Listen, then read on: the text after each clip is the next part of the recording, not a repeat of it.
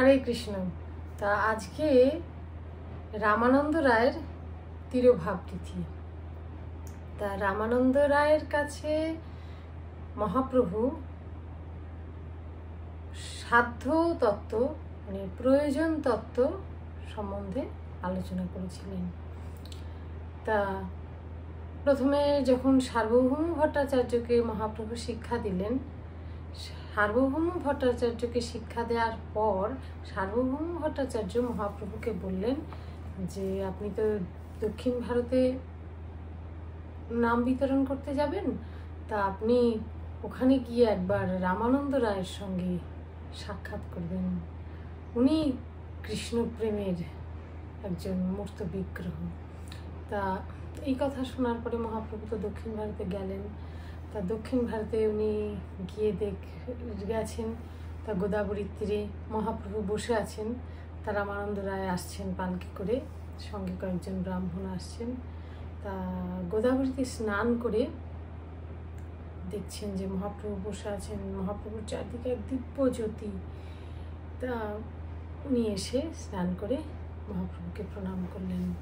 মহাপ্রভু অপলক দৃষ্টিতে রামানন্দ রায়ের দিকে তাকিয়ে আছেন। তা মহাপ্রভু বললেন যে সার্বভৌম ভট্টাচার্য ওনাকে রামানন্দ রায়ের সঙ্গে সাক্ষাৎ করতে বলেছেন। তা মহাপ্রভু দেখলেন রামানন্দ রায় অত্যন্ত বিনীত একজন প্রেমী ভক্ত, এবং রামানন্দ রায় তখন ওখানকার গভর্নর, প্রতাপরুদ্রের যে সমস্ত জায়গা ওখানে শাসন করতেন সেখানে গভর্নর ছিলেন। তা মহাপ্রভু ওনাকে আলিঙ্গন করতে চাইলেন, কিন্তু সব ব্রাহ্মণরা রয়েছে দেখে সবার সামনে নিজেকে একটু সংযত করে নিলেন।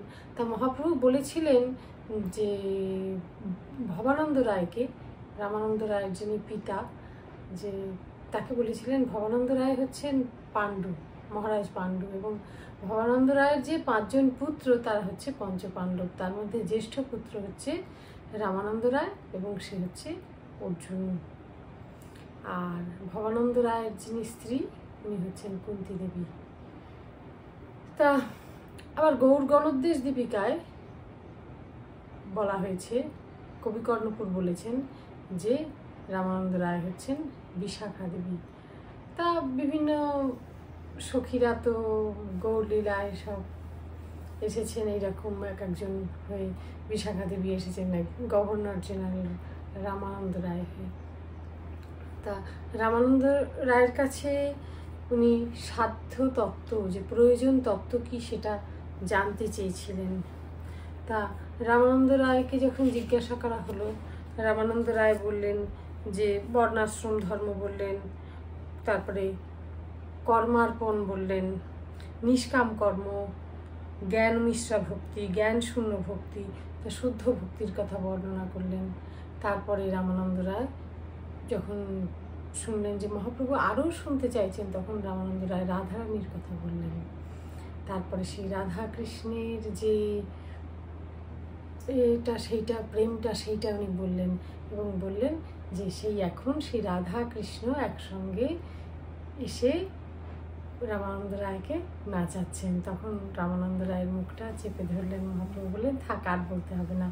তাই মহাপ্রভু রামানন্দ রায়কে নিজের স্বরূপ দেখালেন যে শ্রীকৃষ্ণ চৈতন্য, রাধা কৃষ্ণ নহে অন্য। তা আজ সেই রামানন্দ রায়ের তিরোভাব তিথি। আমরা ওনার কাছে প্রার্থনা করি যেন আমরা মহাপ্রভুর শ্রীচরণে ভক্তি লাভ করতে পারি। হরে কৃষ্ণ।